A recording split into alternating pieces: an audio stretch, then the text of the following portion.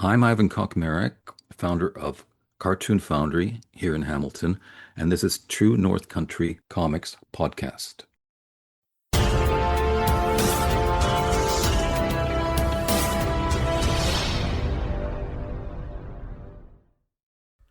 Welcome to the True North Country Comics Podcast, dedicated to promote Canadian comic book and graphic novel creators and supporters. I'm John Swinimer. On this episode, I chat with Ivan Kocmarek about Cartoon Foundry 2025, his talk planned for Toronto Comic Arts Festival, and more. Please like and subscribe to this website by hitting the subscribe button so you'll be notified about new podcast interviews and article posts. This podcast is available wherever podcasts are enjoyed. Please like, follow, and subscribe. Ivan Kocmarek is a retired Hamilton, Ontario teacher and comic book collector for over 50 years. He edited Heroes of the Homefront with more than 300 pages of the history of Canadian comics in the World War II era from Bell Features artists and over 150 pages of original art.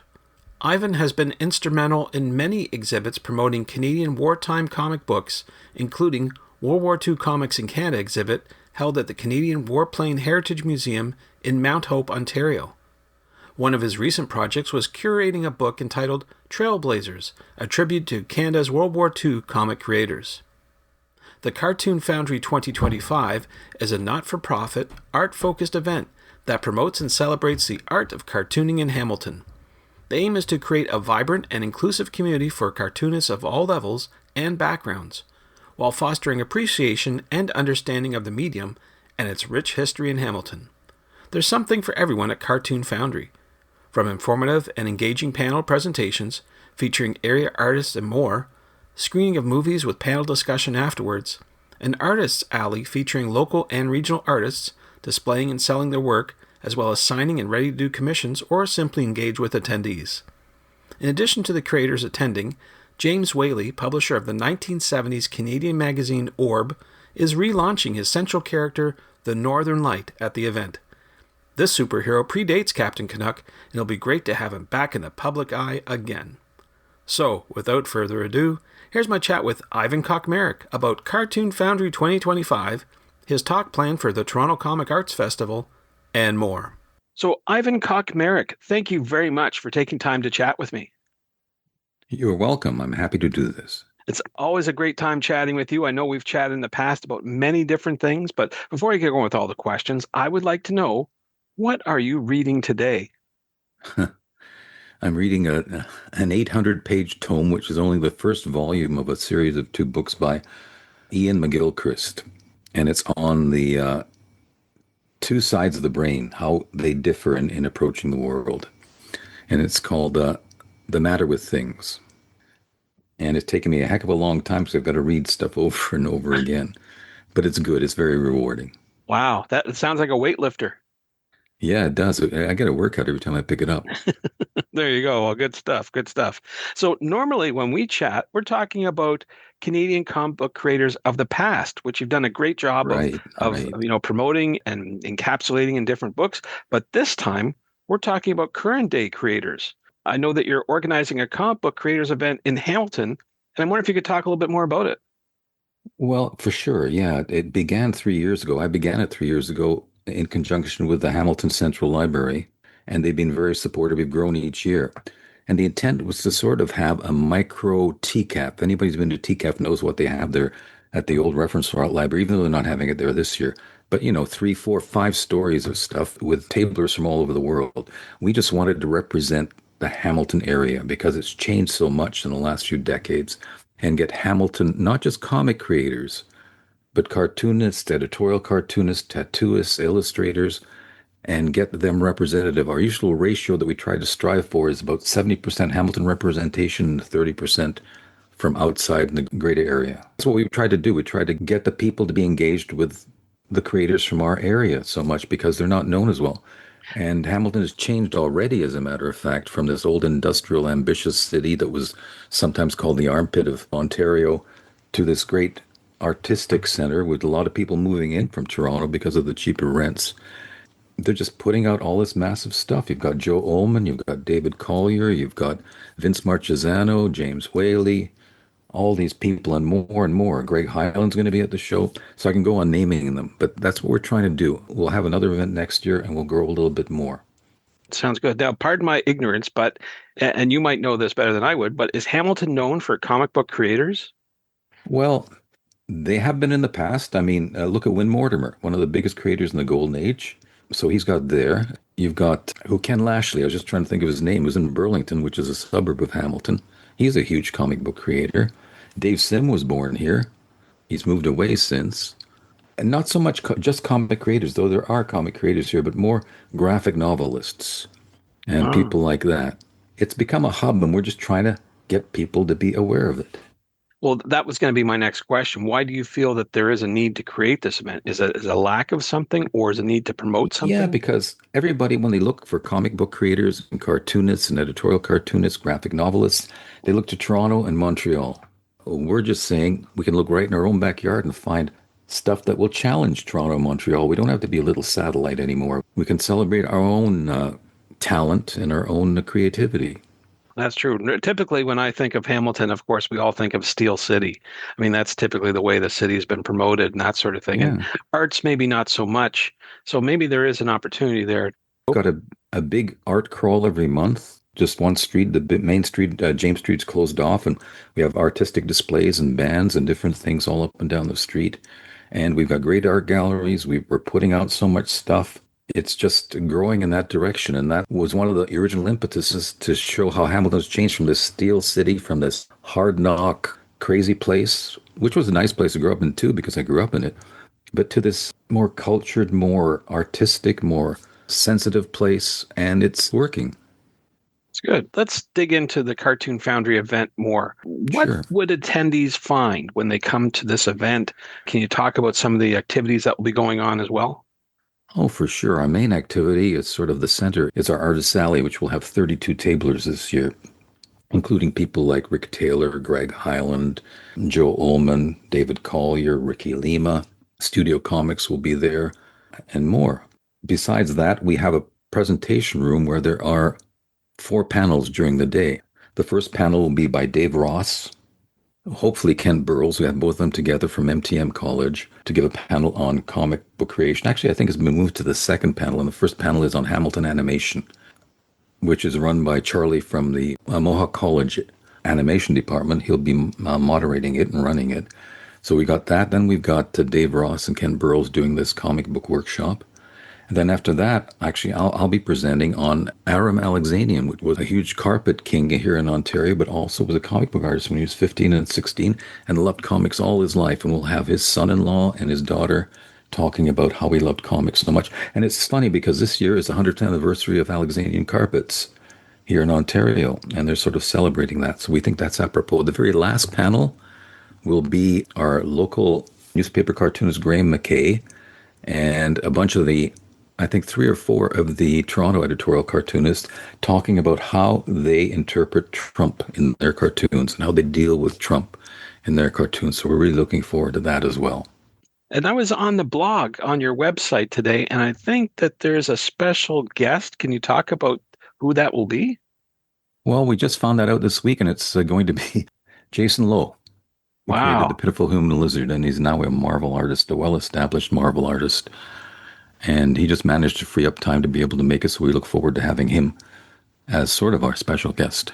Yeah, absolutely. Finding time out of his schedule is tremendous. Yeah. He's a machine when it comes to creating comics. He's all over the place. And Yeah, I remember him walking around with a cardboard box full of the first few issues of, maybe just the first issue of Pitiful Human Lizard at the premiere of one of the movies at the Royal in Toronto, and selling them right out of the box. And he's come so far since then, and he deserves it with his talent. yeah, that's for sure. Lots of stuff on the go. And it sounds like there's a little bit of something for everyone, whether you're starting out as a comic book creator, you want to Yeah, learn a bit more, maybe as an animator even. So lots yeah, of different stuff. exactly. Yeah. Actually, we're an all ages event, so bring your kids. We usually have it this weekend close to Father's Day. It's been sort of around this weekend every year, and we'll continue that because there are no cons usually right here in the middle of June. No big major cons. Niagara's coming up, and we don't want to interfere with that. TCAF is coming up as well. and we don't want to interfere with that. So this is sort of a free weekend we hope will stick with people. And there's no fee for this, is there? No, it's an absolutely free event. We're a nonprofit organization, and we try to accommodate a lot of groups, marginalized groups in the area, and give them a chance to show their stuff as well. So that was the theme behind it to begin with, yeah. And where is it taking place again? It's on the main floor of the Central Library here in Hamilton. That's at 55 York Boulevard. It's the downtown main library. And that's a great opportunity for people not only discover artists, but probably look around and probably find maybe a couple books to take out at the same time. Yeah, we'll have a sampling of the people who are tabling everything we can find in the library, bring it together on one shelf and have it there. Come down and get stuff signed, meet these people, talk to them, buy their stuff, and ask any sort of questions. We'd just love to have them engage with you guys. You are usually busy with all different types of projects. I'm wondering if you could talk a little bit about what you have on the go these days. In conjunction with this event, we just put a comic book out called The Hamilton Comic, and it'll be available at the event. It's a 28-page comic utilizing artists from Hamilton.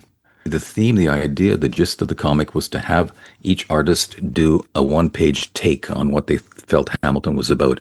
And we've got a pretty sort of eclectic hodgepodge of events that I think fits together nicely as a whole. So it's not a bunch of stories that are 4, 5, 6-page stories. It's mainly one, maybe sometimes 2 pages, which give an impression of what Hamilton is. So that will be available as well. And we want to make that an annual event. One of the other things I'm doing, I'm giving a talk at TCAF on a new book I'm working on, which is all the covers from all those old wartime comic books. I put out my first book, which was the story of some of the artists that work for Bell Features and the lives they had behind them when they produced the comics. This one is just about the covers. For the first time, we're trying to gather together. There are about 800 covers from those comics that are so hard to find. And we've gathered together about 98% of them. I think I'm missing 7 of them still out of the 800 or so. So there'll be a pretty complete thing, and they'll have an index and have chapters, explaining different aspects of those wartime comics. And the thing I'll be doing on the Friday, the library day at TCAF, will be explaining this book to librarians and how they can use it in school libraries, how they can use it in the history curriculum, because these comics tell you a lot, not just from the covers, but some of the inside pages about what kids were doing and learning and experiencing in the war in Canada. We expect it to come out about the beginning of next year, and I'm working with Raid Studio on it. We're slogging in there, and if you want to find out more about it, come to the Raid Studio table as well at TCAF, and that'll be ready. Yeah, that's something you don't find in history books. I mean, certainly we do have some of those when we were in school, but there's a lot of missing history, and this definitely something that needs to be told and should be archived for future generations. And it's a thing that kids, I think, can find a good way into the war. For a lot of these kids, the war was a boring place, a dark place, but you can find out how Canadian kids were involved, how they were networking, how girls and boys were fans of comics, not just today like it's mainly guys. The roles of genders, the roles of propaganda, the roles of citizenship, all of them are promoted in comic books in different ways just for the kids. Yeah, and I don't usually get too political on this podcast, but in recent conversations with comic book creators, I was bringing up the whole Canada Whites and how back in the wartime, Canadian comics were all we had. We weren't allowed to see American comic books, and that shocks a lot of people. Oh, yeah. Yeah, it's hard to believe, and that part of history is not told. But you've done a great job in Heroes of the Homefront and other books that you've created capture this history so that people can share it. Mm-hmm.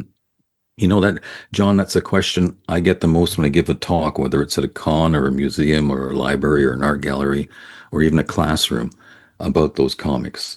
A lot of people come up to me and say, I didn't know we had these comics in the Second World War. This is the first I've heard of them. And they're huge comic collectors, and they're huge people interested in the Marvel movies and everything, but they never know that we had our own for about 6 years. And they're just so surprised to find out. And that is rewarding, because that's what I'm trying to do. I'm trying to get people to know that we had them, and then they can explore them whichever way they want, or collect them, or do whatever they want. And circling back to Cartoon Foundry, it's a celebration of Canadians making comic books here today, too. So it's not just from the past. Yeah, but remember, it's not just comic book that we celebrate, because we would have called it Comic Book Foundry. We decided to call it Cartoon Foundry because we want to do animation, we want to do tattooing, we want to do mural painting, wall painting. We want to not exclude things to do with art. So it's more an art event than just a strictly comic book event. But comic books and graphic novels play a huge part in it.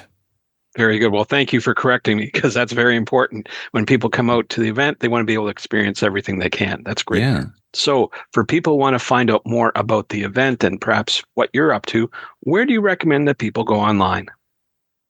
It's our website that we built earlier in the year. It's called, just all lowercase, Cartoon Foundry, all one word, .ca, and that's it. Or just put the words Cartoon Foundry into the search engine and you'll come across it. Very good. Well, Ivan, those are all the questions I have for you, but I'm wondering, is there something I didn't ask that you'd like to get across in this interview? I often wonder what I do with all this stuff. And, I'm getting older now. I'm in almost my mid 70s.